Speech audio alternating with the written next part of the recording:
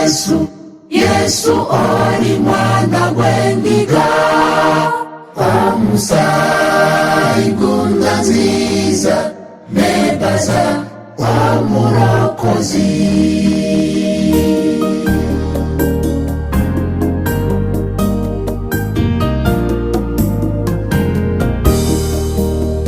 Mutabazi wacu Yesu twese tuguhimbaze, ni wewe wadupfiriye Yesu mwana w'intama. Tumushime icyuma iyo kibe icyuma Yesu w'intama. Tushime izina ryawe.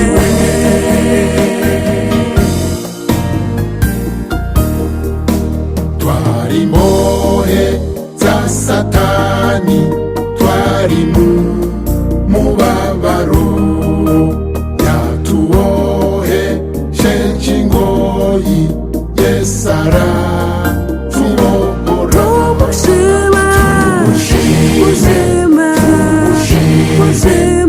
icyuma iyo kibe icyuma Yesu w'intama. Tushime izina ryawe.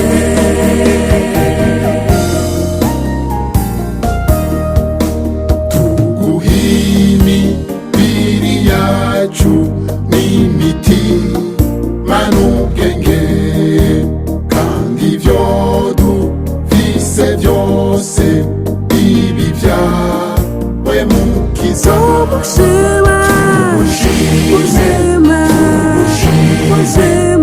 icyuma iyo kibe icyuma Yesu w'intama. Tushime izina ryawe.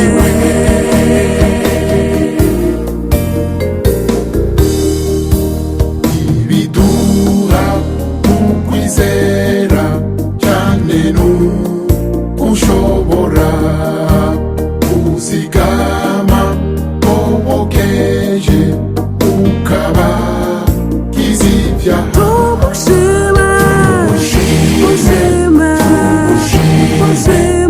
icyuma iyo kibe icyuma Yesu w'intama. Tushime izina ryawe.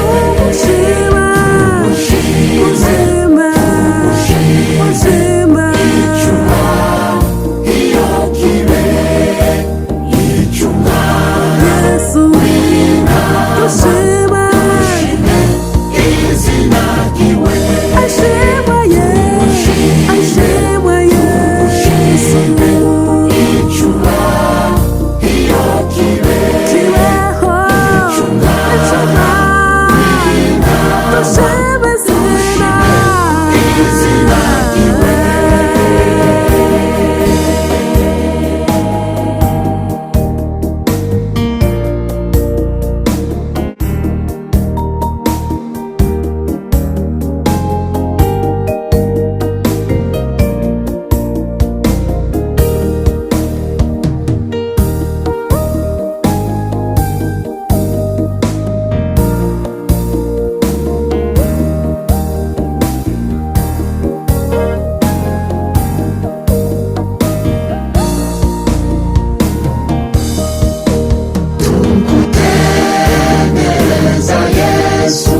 Yesu oli mwana gwendiga omusaayi gunda nziza nebaza omulokozi.